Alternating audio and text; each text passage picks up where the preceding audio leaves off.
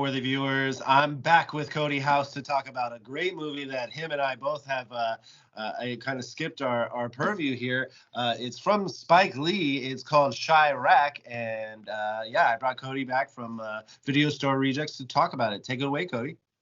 So Chi-Raq is Spike Lee's film. He's taking the Greek comedy Lysistrata, written by Aristophanes, and planting it in modern day Chicago, which Chi-Raq is actually a name that is used for Chicago in a lot of neighborhoods and communities. And instead of it being specifically about war, the women decide that they're tired of the gang and gun violence in the city because too many bystanders and people are being killed. And they decide to, we are not going to have sex with any men until they stop killing each other and killing kids with guns. Yes. No peace. Which was said a lot in the movie. Yes. So as this movie went on, I was like, oh, it's kind of, because I didn't look anything up. I like to know as the little about it as possible. I was like, this is like Spike Lee doing Shakespeare. This is because it's rhyming every single, it starts with Nick Cannon rapping this song and showing all the words and what, Chicago means to him. And then as we see, dialogue and monologues start to happening, like they're rhyming with everything. So to me, it just felt, like he was doing his own sort of modern day Shakespeare. And then, I look it up and it's based off of a Greek play, which is amazing. Do you know what the story is in the Greek play? I forget what nations are warring with each other, but it's basically very similar. Like a lot of these scenes are taken right out of the play, especially like the scene about the mayor talking about his wife and like why he's like, we need to do something. Like there's a scene where a husband's wife is like messing with him, and then she's like, well, you're not getting any of this till you stop going to war. So basically Lysistrata, the lead character, gets the women together and is like, we're tired of our men only coming home and having sex, and then they go off and go back to war and they're just killing each other, and this isn't solving anything. So let's rally together and be like, no sex until war, they end this. Yeah. And Lysistrata is actually with Chi-Raq, who is played by Nick Cannon. And just completely, you can see how of his, sexual outer look they have with each other. And so she stops, the sexiness, and he it really, obviously makes him angry, but it becomes a global phenomenon. And everywhere, every woman around the world is saying the same thing. Which is, no peace, no pee. So, let's talk about the cast. I mean, Nick Cannon, Tiana Paris, who's in If Beale Street Can Talk and the newest Candyman, but also, and she's gonna be in the new Captain Marvel movie, which she was introduced in WandaVision. But yeah, you get some alums that Spike Lee's worked with before. Like we have Angela Bassett as like a neighbor. You have Wesley Snipes as the other gang leader. Yes, you have Samuel L. Jackson, who's basically playing like the prologue or the chorus, which would be in a Greek play. He's really good. Yeah, I get it. Dave Chappelle pops in there, and then the funniest thing to me is when this mother came in the screen. Oh well, let's not forget Jennifer Hudson as well. But yes. I laughed so hard because not only have we not seen a white person in this movie yet, but the one white person that we do see is freaking John Cusack. Right, and he's actually really good in this.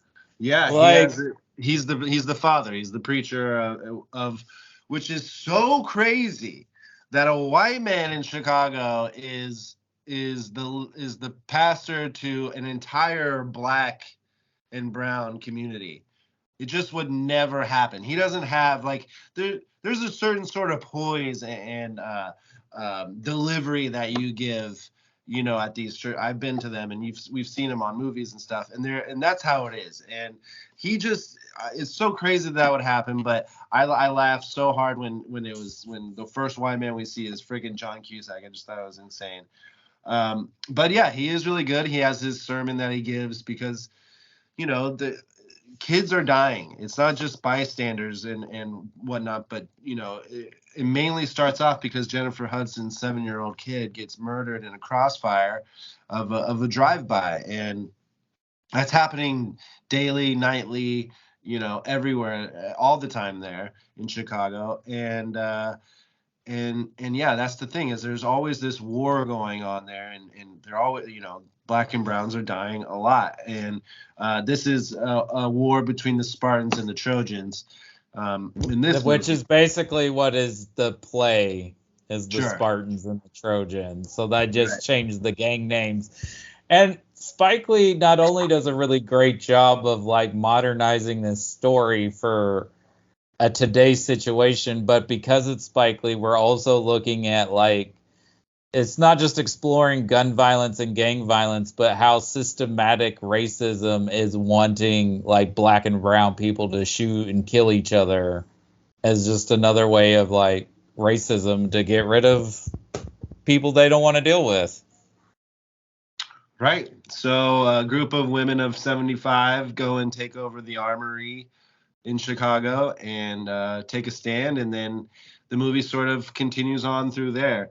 Which that scene is absolutely hilarious, how they take over the armory, and David Patrick Kelly is quite great in that as the General I King guess, Kong. yeah.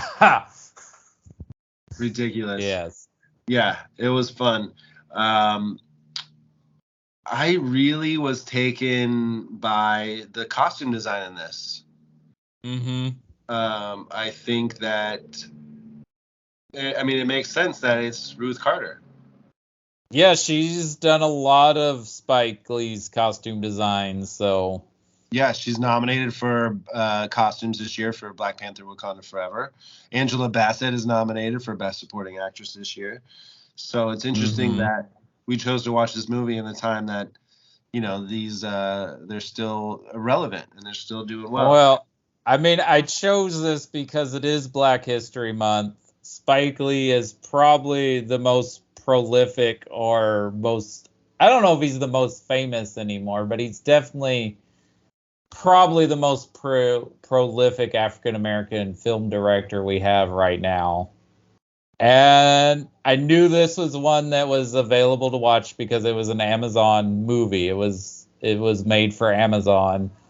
And it was one I never got around to watching. I remember when it came out, like, this was kind of like a comeback for Spike Lee in a way, because a lot of his recent films in the last 10 or so years before this were kind of not getting really good reviews.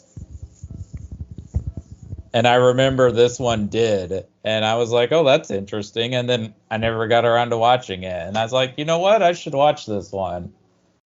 So I've made my way through a lot of his work, but I still got like 6 of his movies I haven't seen.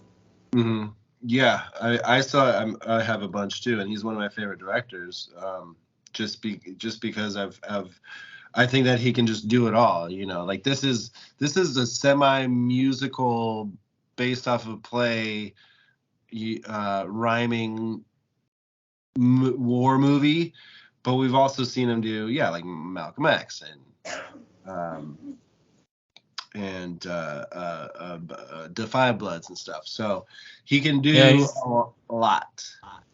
Yeah, he's done a lot of different types of movies, and like he's done crime dramas, he's done musicals, he's done dramas, he's done comedies, he's even done sports movies, he's done satire.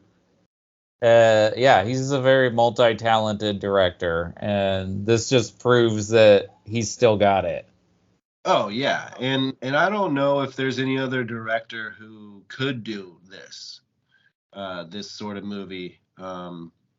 There are other directors that probably could do it. I don't know if they could do the satire as well as the social commentary.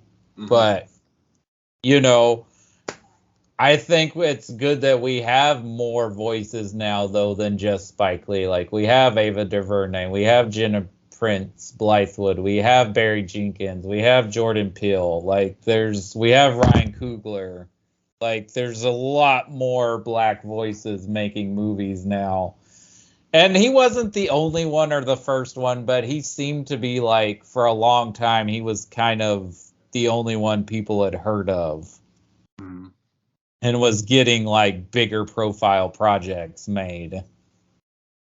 Yep. Yeah, and deserved. Totally deserved. What would you rate this? Oh, I think I would give this at least a 4, if not a 4.5 out of 5. So you really enjoyed it? I really enjoyed it. I think I would put this as one of his better movies. I don't think it's going to be like my top 3, but I'd definitely say this is the top 10 for him. Yeah, sitting at 82% on Rotten Tomatoes with the 50% audience score, 5.9 on IMDb. And I agree. I loved this movie. I thought it was awesome. Just like I said, I enjoyed the whole going about the story in a totally different way that we've seen before, and still have it be interesting and engaging. And the costume design was great, and some of the acting, not really Nick Cannon, but a lot of the other people were great. Well, Tiana Paris is just electrifying, and I wish I had seen this because I think the first thing I remember seeing her in was WandaVision, and then I saw Candyman, and then I saw some other things she popped in, and I was like, oh wow, she's been really good for a long time. Yeah, I mean, you have to see if Beale Street Can Talk if you haven't. I did watch that not too long ago, and I enjoyed that as well. Yeah, it's good stuff.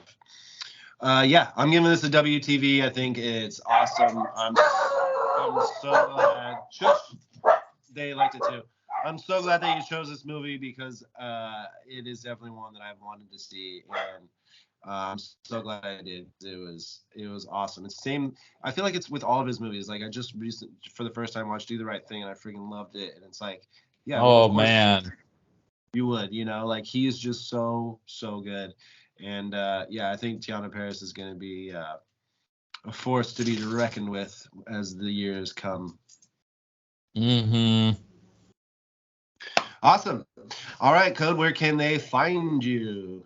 You can find my show, Video Store Rejects, on our YouTube page and our Facebook page. We also have a Twitter page. And then if you want to keep up with me independently, you can follow me on Twitter at FilmNerd85. I also have a Letterboxd with the same name. So if you want to see what I'm watching and what I think of those, you can follow me there.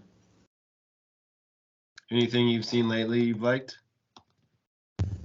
Oh, let me see. You know what? I just watched, because the new one's already came out, and I hadn't seen the second one. I watched Magic Mike XXL, and it's just a fun time. It's a fun movie. Yeah. It's a healthy movie about male friendship, and it's a road trip movie, and it's fun. And I look forward to the new one. I haven't seen it yet, but yeah. Same. I'm looking forward to that too. So go check him out there, you guys. Thanks for coming on, Cody. I really appreciate it. You're a good friend, and I love chatting movies with you. Very knowledgeable and intelligent about it all. Thanks for coming on, and we will do this again soon. Until then, go check out Chi-Raq out on Amazon Prime because it's worth the view. Absolutely.